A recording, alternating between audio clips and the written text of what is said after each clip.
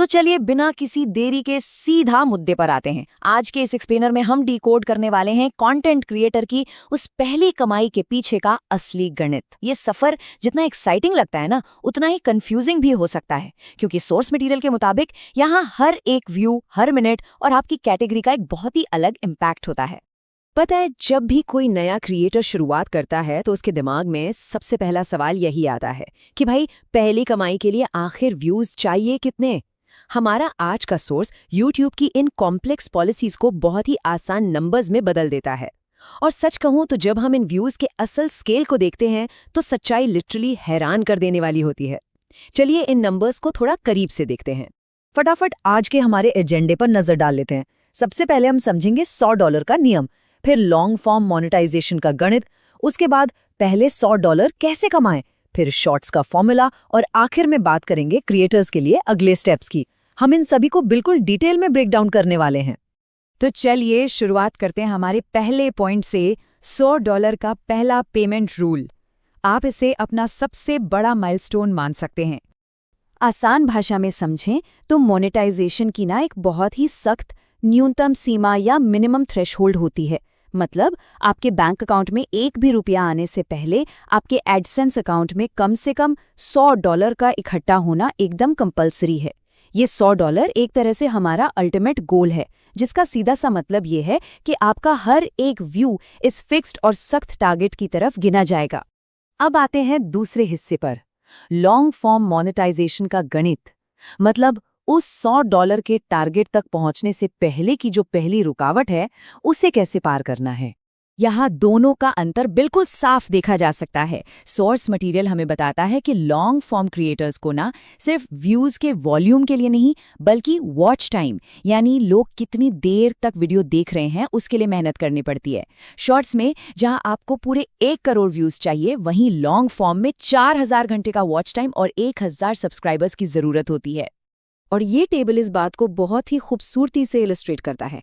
इसे ऐसे समझिए, अगर आपका वीडियो सिर्फ 1 मिनट का है तो 4000 घंटे पूरे करने के लिए आपको पूरे 2,40,000 व्यूज चाहिए होंगे। लेकिन अगर आप किसी दर्शक को 4 मिनट तक वीडियो पर रोक कर रख लेते हैं तो आपको सिर्फ 60,000 व्यूज की जरूरत पड़ेगी। मतलब ऑडियंस का अटेंशन ग्रैब करना कितना ज्यादा क्रूशियल है, ये इस बात से साफ हो जाता है।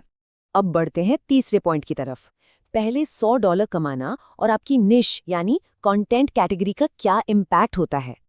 देखिए, एक बार जब चैनल मोनेटाइज हो जाता है ना, तो हर व्यू पर मिलने वाला पैसा इस बात पर बहुत ज़्यादा डिपेंड करता है कि आपका कंटेंट किस बारे में है। चार्ट को देखिए, सोर्स का डेटा बिल्कुल साफ दिखाता है कि एक एजुकेशनल या टेक चैनल गेमिंग चैनल के मुकाबले लगभग 2 गुना रेवेन्यू जनरेट करता है। जहां एक टेक चैनल को $1 कमाने के लिए करीब 3000 व्यूज चाहिए, वहीं एक गेमिंग चैनल को उसी $1 के लिए 6000 व्यूज चाहिए होंगे। ये निश का डिफरेंस लिटरली आपका पूरा वर्कलोड बदल कर रख देता है। चलिए देखते हैं कि ये सब एक साथ कैसे जुड़ता है। मान लीजिए आपका एक टेक चैनल है, तो सबसे पहले आपको मोनेटाइजेशन के लिए वो शुरुआती 60,000 व्यूज चाहिए। उसके बाद $100 कमाने के लिए आपको 3 लाख और व्यूज जोड़ने होंगे। तो अगर हम इन सबको मिला दें तो आपकी पहली कमाई के लिए आपको टोटल 3.5 लाख से 4 लाख व्यूज का एक सॉलिड टारगेट अचीव करना होगा। ये है लॉन्ग फॉर्म कंटेंट की पूरी जर्नी। अब रुख करते हैं हमारे चौथे पॉइंट का, YouTube शॉर्ट्स का फॉर्मूला। यहाँ रूल्स बिल्कुल अलग हैं, क्योंकि यहाँ पूरा गेम वॉल्यूम का है। सोर्स से मिला ये नंबर सच में लिटरली दिमाग घुमा देने वाला है। एक शॉर्ट फॉर्म वीडियो को सिर्फ $1 जनरेट करने के लिए लगभग 1 लाख व्यूज चाहिए होते हैं। 1 लाख व्यूज, ये मैसिव नंबर साफ दिखाता है कि शॉर्ट्स में अगर आपको टिकना है तो आपको बहुत ही भारी वॉल्यूम चाहिए। और अब यहाँ देखिए असली ट्विस्ट क्या है। जब हम मोनेटाइजेशन वाले 1 करोड़ व्यूज को $100 कमाने वाले 2 करोड़ व्यूज के साथ जोड़ते हैं तो ये नंबर कहाँ पहुँचता है।